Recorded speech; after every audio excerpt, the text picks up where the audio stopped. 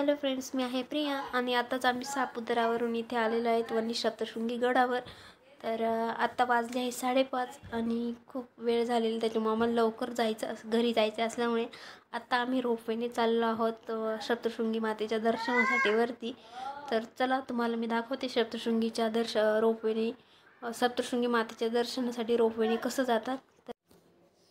तर चला आता आपण जाऊया रोपवेमध्ये बसण्यासाठी इथून मधून। तर बघा इथं खूप सारी दुकानं आहेत सप्तशृंगी मातेच्या ओटी भरण्यासाठीचं सामान, पेढे, प्रसाद वगैरे। आपल्या लहान मुलांसाठी काही वस्तू खरेदी करायच्या असल्यास हार, बांगड्या, मुलांना खेळणी वगैरे, तर खूप छान आहे असं। तरी चला आता आपण बघूयात पुढे काय काय दुकानं आहेत आणि कसं जायचं ते। तर इथून सरळ आपल्याला रोपवेकडे जाण्याचा मार्ग आहे।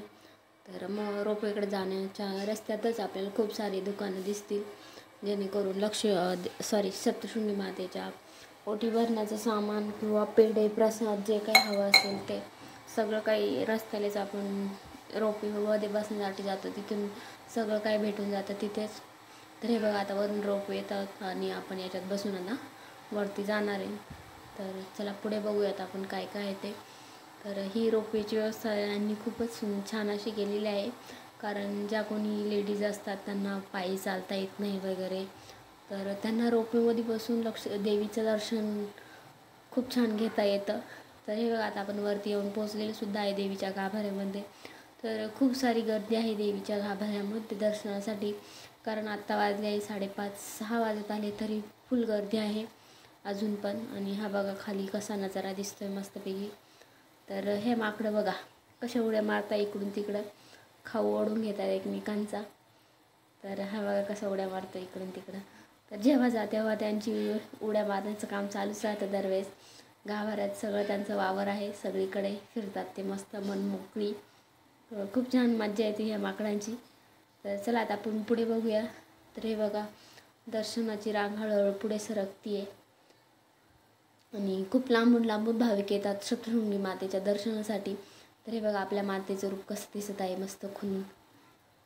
खूप छान वाटतं देवीच्या दर्शनाला गेल्यावर, कारण इथं गेल्यावर एक वेगळाच अनुभव येतो, खूप छान वाटतं, मन फ्रेश होऊन जातं तिथे गेल्यावर। किती इथं थकलेलं असलं तरी तिथे गेलं का मन खूप फ्रेश होऊन जातं। तर दर्शन वगैरे घेतलं, तिथं काही व्हिडिओ शूट करता नाही त्याच्यामुळे निघून आलो। तर इथं काही फ्रेंड्सला ज्वेलरी खरेदी करायची होती, तर गेले एका शॉपमध्ये, तिथं मंगळसूत्रे खूप छान छान असे लावलेले होते। त्याच्यातलं तिने एक सिलेक्ट केलं, हे 250 रुपये प्राईस सांगितली, तर 180 रुपयाला आम्ही घेतलं। तर 180च्या याने खूपच ते महाग झालं, बरं ठीक आहे चला, क्वालिटी खूप छान आहे। इथे लॉंग मंगळसूत्र शॉर्टमध्ये तुम्हाला जसं हवं तसं इथे 50 रुपयापासून वस्तूची किंमत आहे।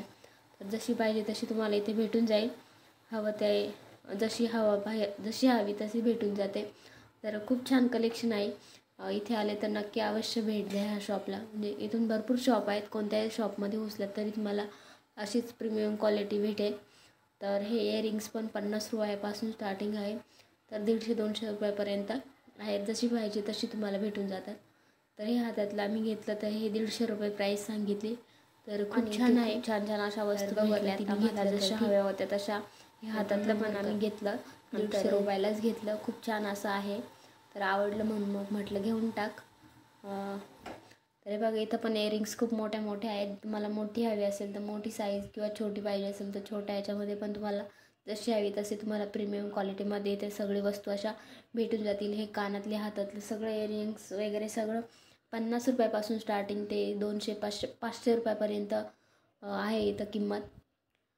तर हे बघा खूप सुंदर असं कलेक्शन आहे। तर इथं बाहेर निघालो तिथं म्युझमेंट पार्क आहे, लहान मुलांना मध्ये खेळण्यासाठी स्विमिंग पूल छोटा बनवलेला आहे मध्ये।